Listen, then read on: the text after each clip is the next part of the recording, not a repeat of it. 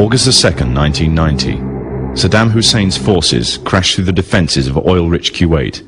In fear of an Iraqi invasion into Saudi Arabia, the United States and her coalition allies poured into the Arabian Peninsula to form a deterrent that would be known as Desert Shield. The result was a series of diplomatic talks, negotiations and counter-negotiations that rapidly declined into a no-hope situation. On August the 17th, 1991, Desert Shield became Desert Storm.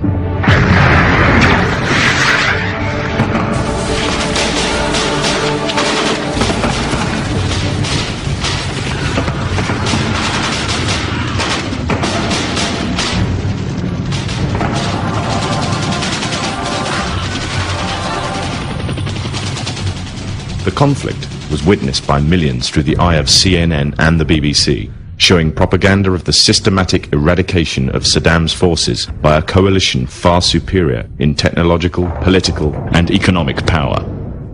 However, what was little known was that from the outset the war was engineered, controlled, and manipulated by an elite group. A group which had created the illusion of a man with power, at the head of a million-strong army, on the verge of going nuclear. A man who had gained control over 1/5 of the world's oil overnight. However, in reality, he was merely a pawn, in amongst many pawns, just a puppet in a grand master plan, with the Gulf War as a well-orchestrated stepping stone. The orchestrators of the war were by no means strangers to controlling major world events. In fact, they have done so for centuries. From the shadows, they have engineered every major war, revolution, and recession. They control everything you read, everything you hear, and everything you see. They have managed to indoctrinate an entire populace to their way of thinking, and have infiltrated key positions in places of authority. And it is from the shadows that they have created a new political order, a new economic order, and more sinister, a new religious order. Their ultimate aim is total global domination, and they will stop at nothing to reach their goal. The goal that was outlined in a speech given by former President of the United States, George Bush. What is at stake is more than one small country. It is a big idea, a new world order.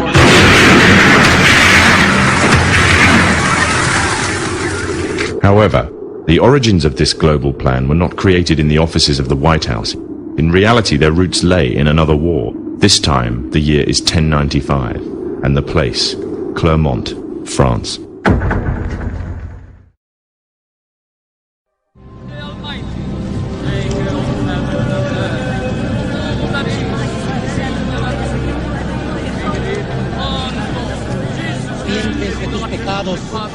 En el nombre del Padre, del Hijo y del Espíritu Santo.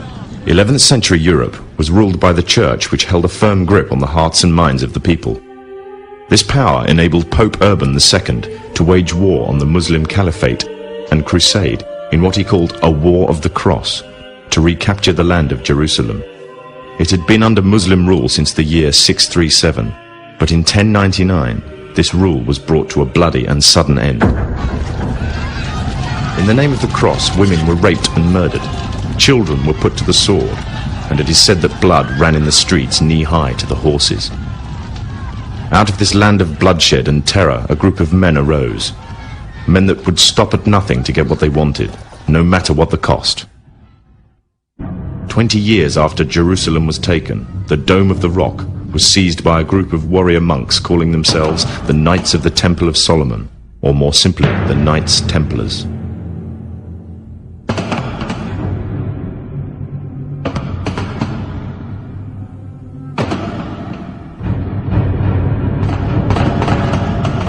In Jerusalem, the Templars began to deviate further and further away from the practices of Christianity. They learnt the secret arts of the Kabbalah, an ancient form of Jewish magic, along with its dark rites and rituals. The Jews had learnt the arts from the pagans of ancient Egypt during the times of enslavement to the Pharaoh, and developed them into Babylon at the time of Nebuchadnezzar. In 1307, King Philippe of France arrested them for charges of denial of Christ, homosexuality, and idol worship, as well as magic.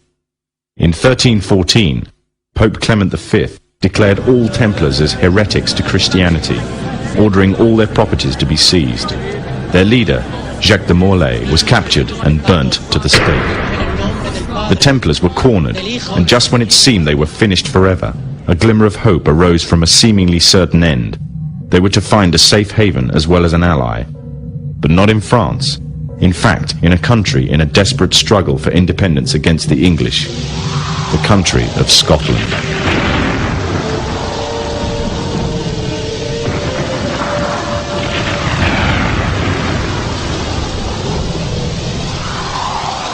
For some, Scotland's hope of independence had died with the death of William Wallace.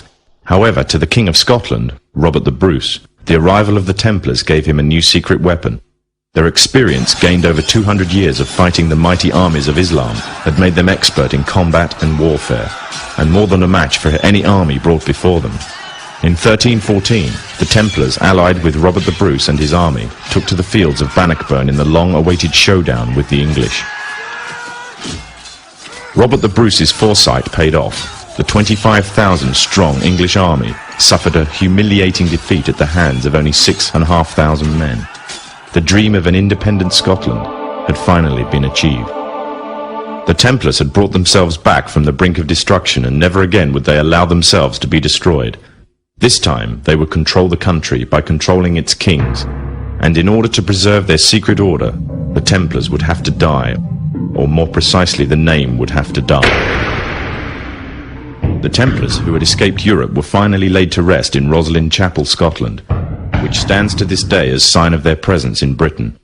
Their descendants became the true power of Scotland. In 1603, the death of Queen Elizabeth I left England without an heir to the throne. By virtue of descent, King James V of Scotland became King of England. In doing so, Scotland and England joined to form a new kingdom, and the power that the Templars held over Scotland spread to give them a firm grip on the whole of Great Britain. For over 100 years, the Templars concealed their activities, fading into the background until they were little known and little remembered. However, they did not cease to keep a firm grip on Britain. All the time they were planning, regrouping, and infiltrating positions of power in all corners of the kingdom. In 1717, the Templars made their reappearance in Europe. They had grown in both number and strength, and were now ready to coin a new identity, free from their reputation of the past, and given credibility by none other than the monarchy and aristocracy of England. And the name they chose for themselves was a name that would be known by many, but understood by a few. This new name, the Freemasons. The new identity and the grandeur of its members afforded the Masons with respect and dignity. The first royal member of the Freemasons was Frederick, Prince of Wales. The latest members include Prince Philip, the Duke of Edinburgh, and consort to the current Queen of England, Elizabeth II, who herself is a grand patron to the Masons.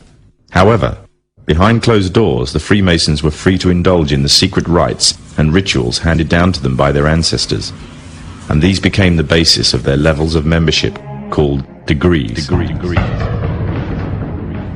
The Freemasons were not content with power in Britain alone. Their ambitions were far greater.